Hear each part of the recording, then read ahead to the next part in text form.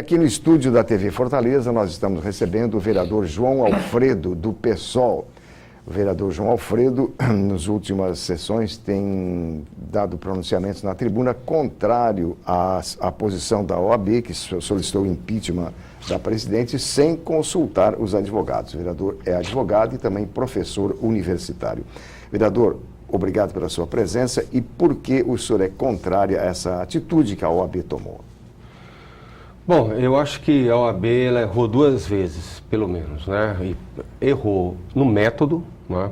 Eu acho que uma posição grave como essa, que é apoiar, tá certo, uma solução definitiva, né? Que não é uma questão banal, como disse o ministro Luiz Roberto Barroso, né? Que é o impeachment de uma presidente legitimamente eleita, por mais que não gostemos dela ou façamos oposição a ela, é uma matéria de tanta gravidade que mereceria não somente a consulta aos seus conselheiros, mas mereceria uma consulta nacional. O problema é que a OAB ela se oligarquizou, né? Ela virou uma oligarquia. Ela, vamos dizer, por aqueles membros que lá estão em eleições cada vez mais caras, marcadas pelo poder econômico, e nós vimos isso aqui, porque nós apresentamos, inclusive, da esquerda, uma chapa de oposição à atual gestão, tá certo? Ela se descola do universo, não é, dos advogados. Segundo, ela, vamos dizer, trai os seus melhores momentos e repete os seus piores momentos, né? Trai os seus melhores momentos, porque é preciso dizer que a OAB tem nomes absolutamente ícones da advocacia na luta pela liberdade e pela justiça, né? Me ocorrem aqui pelo menos dois grandes nomes dos juristas e advogados. Sobral Pinto, que na época da ditadura varguista fez a defesa de Luiz Carlos Prestes. Veja, o Sobral Pinto era católico, apostólico romano, tá certo? E o Luiz Carlos Prestes ateu e comunista, mas todas essas convicções ficaram em segundo plano quando o Sobral Pinto, numa época difícil de ditadura, fez a defesa de Prestes. Não é? E o segundo nome que eu quero lembrar, sem deméritos dos demais, o nome do grande intelectual e advogado Raimundo Faoro, não é? Que teve uma participação fundamental na época da resistência à ditadura militar. E um outro aspecto é o problema do próprio mérito, né? O mérito virou motivo de piada, né? Uma coisa é você chegar, tá certo? E em algum momento encontrar uma fundamentação jurídica. Veja, a OAB, ela é uma ordem de advogados, né? De bacharéis em direito, alguns deles inclusive com pós-graduação, que o mínimo que deveria conhecer era o direito. Só para a gente ver os argumentos que foram usados. O mais risível e ridículo é alegar como motivo para o impeachment e como exemplo de crime de responsabilidade as isenções fiscais concedidas à FIFA. Veja, eu fui contra, inclusive aqui na casa. Exatamente, né, quando foi votado, né, o chamado protocolo da FIFA, que previa isenções do município ainda na gestão da Luiziane Lins, portanto, na legislatura passada, tá certo? Eu fui contra, não é? Todas essas facilidades que foram, vamos dizer, concedidas, né, à FIFA. No entanto, essas matérias em nível municipal, em nível estadual e em nível nacional foram votadas pelo parlamento, inclusive nacionalmente. Então, como é que a presidente ela é acusada de um crime de responsabilidade por conta dessas isenções, quando essa matéria foi aprovada pelo Congresso Nacional? Então, não é responsabilidade dela, é responsabilidade conjunta do Congresso, né? Depois, alegar a delação do Delcídio. Não é que a delação não seja grave, é muito grave. Os fatos ali têm que ser apurados com todo rigor. Não estamos aqui de maneira nenhuma, você acompanhou meu pronunciamento ontem, de maneira nenhuma defendendo a impunidade. Agora, a delação premiada, ela é um passo no processo de apuração. É o que a gente chama no direito um indício de prova. A partir dali, tá certo, se vai buscar as provas. A delação em si, ela não é uma prova, ela é um testemunho. A partir dali vai ser apurado. Terceiro aspecto, a nomeação do ex-presidente Lula. Veja, Eu não quero fazer a defesa do Lula, o Lula tem que responder por todos os processos que ele está sendo, vamos dizer, que estão sendo movidos contra ele, com direito de defesa, com produção de provas, com devido processo legal. Mas a atribuição de nomear ministros é da Presidência da República. Era como se eu, vamos dizer, me insurgisse aqui na Câmara com relação a um secretário do prefeito Roberto Cláudio. Eu sou oposição ao Roberto Cláudio é o prefeito, eu não gosto dele, todo mundo sabe disso, mas é prerrogativa dele nomear os seus secretários. Então eu posso criticar a escolha, posso fazer a crítica, mas não posso dizer que é um crime de responsabilidade a nomeação. E quarto, só para concluir, repete, tá certo, o argumento do processo de impeachment que tem lá das pedaladas fiscais, que é um argumento que está sendo contestado em função de compreender que, por mais equívoco que possa ser do ponto de vista contábil, a retirada de recursos de bancos públicos para cobrir programas sociais, ali não se configuraria crime de responsabilidade. Tanto é que a OAB, tá certo, acabou sendo desmoralizada pelo próprio presidente da Câmara e disse: a OAB chegou atrasada, vai entrar na fila o seu pedido. Quer dizer, um papel ridículo, tá entendendo? Um papel que inclusive assim, expôs, tá certo, essa ordem e, na verdade, igualou, né, ao seu pior momento, um dos seus piores momentos, quando foi em 1964, ela apoiou o golpe civil-militar. Um golpe que a gente sabe que destruiu as liberdades, caçou parlamentares, foi responsável por desaparecimentos, por tortura e morte, né, em todo o país. Agora, vereador, todos esses argumentos que o senhor apresentou com muita propriedade, já que o senhor é advogado e conhece todo o direito, isso aí pode cair por terra na hora da votação lá no plenário da Brasília. O problema, veja, aí nós vamos então agora analisar o impeachment. Por exemplo, esse requerimento aí vai para a fila de outros, entendeu? Até porque, como o Cunha quer correr com o impeachment, porque o Cunha ele trabalha para protelar a sua própria cassação, agora com a última manobra, querendo mudar a composição do próprio Conselho de Ética, mas quer apressar o rito do impeachment, né? Então, para apressar o rito do impeachment, esse requerimento sequer vai ser analisado, porque se ele entrasse, se fosse aceito, o processo teria que começar do zero. Então, como eles querem apressar, tá certo, nem vai ser examinado. O problema, tá certo, do impeachment é que ele está assumindo o que nós estamos chamando de um golpe institucional, né? Um golpe paraguaio, não, sem nenhum demérito do nosso país vizinho, tá certo, do Paraguai, mas é porque aconteceu lá em pouquíssimo tempo, não é? Um presidente também institucionalmente eleito, tá certo, foi derrubado através de um processo de impeachment, ou seja, se criou um aspecto de legitimidade, de legalidade para se cassar, né, esse mandato. E aí, eu acho que a coisa é tão absurda, porque, veja,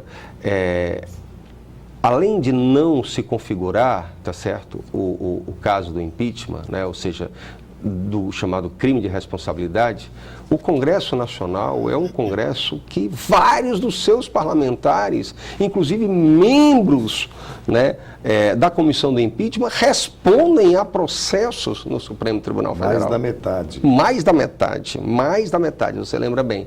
Segundo, tá certo? Grande parte deles recebeu recursos das empresas envolvidas na Operação Lava Jato. Alguns deles, inclusive, são citados, tá certo? Tem inquérito, no caso do presidente Eduardo Cunha, é réu um processo do Supremo Tribunal Federal. Então, quer dizer, você tem uma situação absurda. Vamos dizer, o órgão julgador, né, que é a Câmara e o Senado, tá certo? Envolvido até o pescoço, tá certo, com essas ilegalidades. Então, é um processo, tá certo, que o aspecto jurídico, né, vai ficar num plano bem inferior, né, e vai estar muito mais ligado aos interesses políticos, econômicos, corporativos, fisiológicos, clientelistas desses parlamentares. Muito bem. Plenário da cidade, agora vamos fazer um breve intervalo e em seguida continuamos conversando com o vereador João Alfredo. Aguarde um instante só.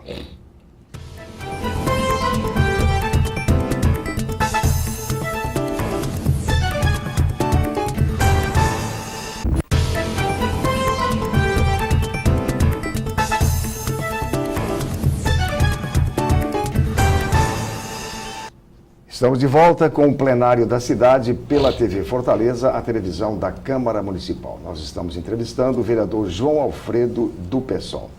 Vereador, uma das críticas que é repetitiva com relação à justiça lá, ao Supremo, é que o Supremo ele age de uma forma seletiva, ou alguns órgãos do Supremo, né? Eu gostaria que o senhor falasse sobre isso. Bom, eu acho que a seletividade, entendeu, é uma das maiores críticas que tem com relação a esse processo. Veja, nós fazemos oposição ao governo Dilma, não é certo?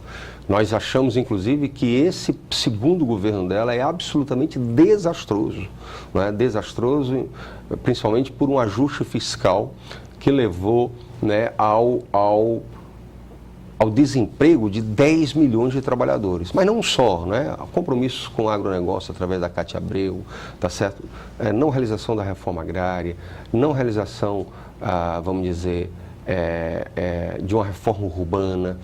E juntando os três governos anteriores, nem Dilma, nem Lula, vamos dizer, atacaram algumas questões fundamentais, como uma reforma política ampla que envolvesse a reforma do judiciário, que envolvesse, tá certo, agora finalmente o financiamento de campanha, mas que também garantisse mecanismos de democracia direta, tá certo? E que, tá certo, pudesse fazer, vamos dizer, um debate sobre a questão da democratização da mídia no Brasil. A mídia no Brasil, ela é concentrada, tá certo? A Rede Globo hoje, ela tem um poder imenso, imenso, né? E ela, por exemplo, ela está muito envolvida, como teve em 64, tá certo? Com, né, esse golpe branco, esse golpe institucional. E um dos aspectos é da justiça, que eu não diria que a seletividade está no Supremo em si, entendeu? Eu acho que há ministros do Supremo que são ministros que têm se portado com uma, vamos dizer, com uma serenidade, tá certo? E com um recato que deve ser a de um membro do Judiciário, né? O presidente do Supremo, Ricardo Lewandowski, o ministro Luiz Roberto Barroso, o ministro, vamos dizer, de decisões bastante fundamentadas, um intelectual da área jurídica, entendeu? O ministro Teori Zavascki, inclusive o ministro Teori, em um debate que ele participou em São Paulo, ele disse que a função do juiz não é a de criar conflitos, mas resolver conflitos. Ele mandou um recado direto, né, ao juiz Moro, tá certo?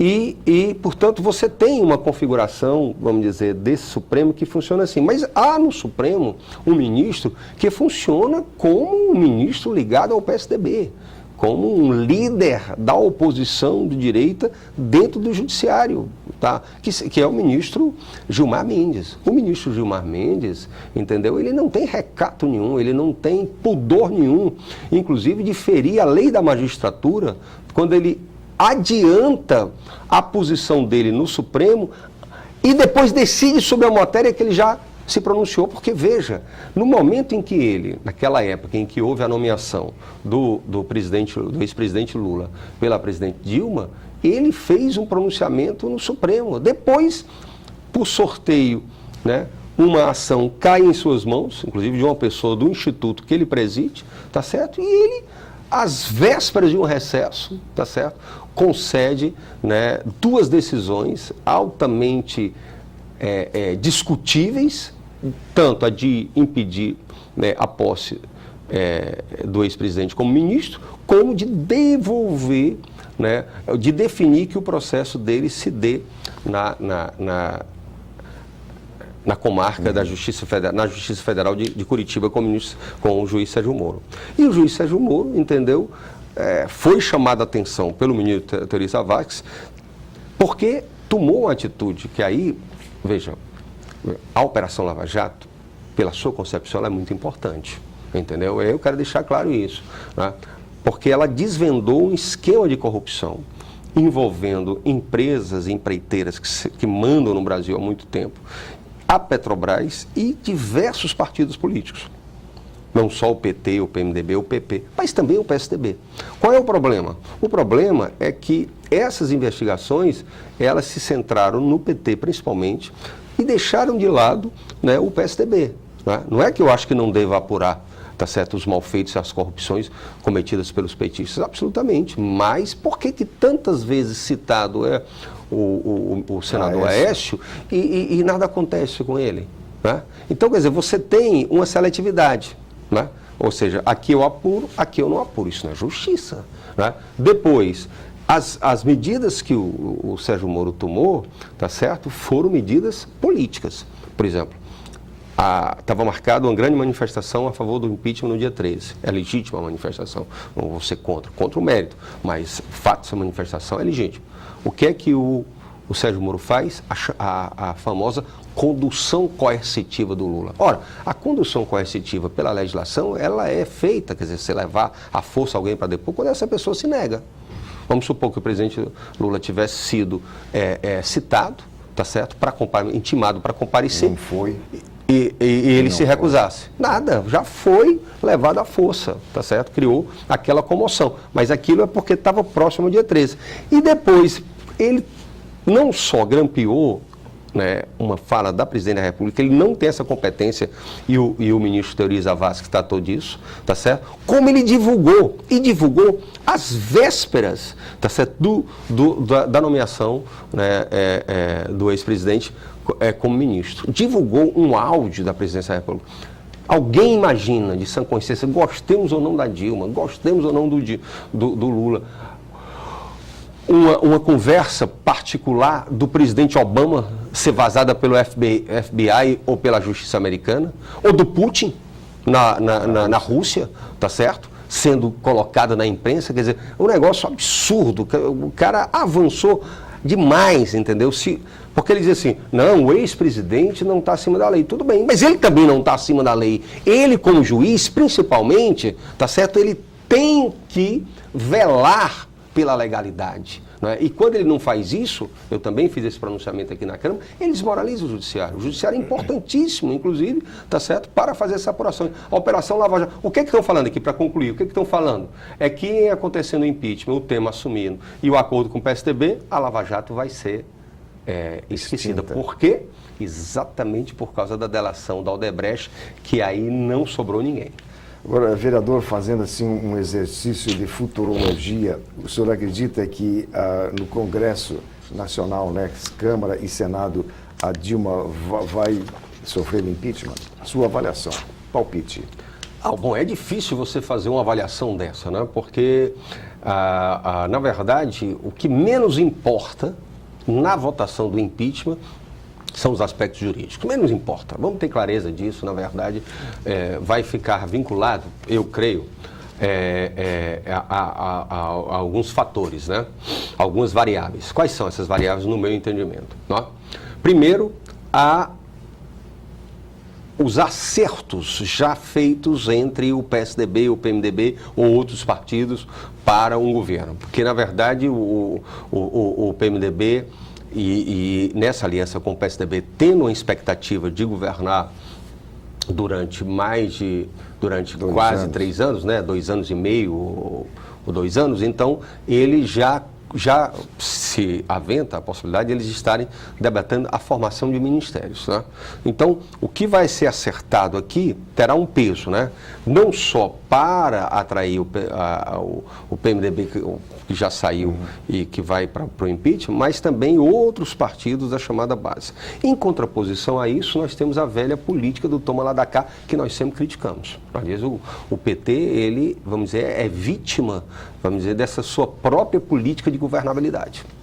O PT, mensalão, essa coisa todinha, está ligado a esse tipo de política de toma lá da cá, e agora ele vai fazer o toma lá da cá dentro do governo, né, para ver PP, PSC, outras siglas menores para, vamos dizer, barrar o impeachment, porque na verdade quem precisa de votos para o impeachment, 342 votos, é a oposição de direita, entendeu? Então ele precisa que pelo menos sejam 341 votos. Pode até ter a maioria, mas não tendo de 2/3, não passa o impeachment. Terceiro aspecto que eu acho é o aspecto ligado, tá certo, às movimentações de rua, né? Quer dizer, esse processo de mobilização, tá certo? Pró-impeachment, contra impeachment, tá certo? Ele também terá um peso, tá certo? Nessa votação, né, que haverá no Congresso Nacional. Então é difícil. Eu acho que a situação do governo não é fácil, tá certo? Mas ela, vamos dizer, não está tão definida assim, até porque o DNA governista do PMDB é muito grande e não vai ser fácil 600 pessoas que estão nesses cargos largarem o osso assim, vamos dizer, tranquilamente. Muito bem. Agradecemos então a entrevista do vereador João Alfredo do PSOL aqui com esses esclarecimentos políticos e também do lado jurídico que o senhor mostrou aqui muito bem, vereador. Muito obrigado pela entrevista. Tá bom, obrigado. E o plenário da cidade termina aqui. Fiquem daqui a pouco com a sessão plenária. E o plenário da cidade volta amanhã. Até lá.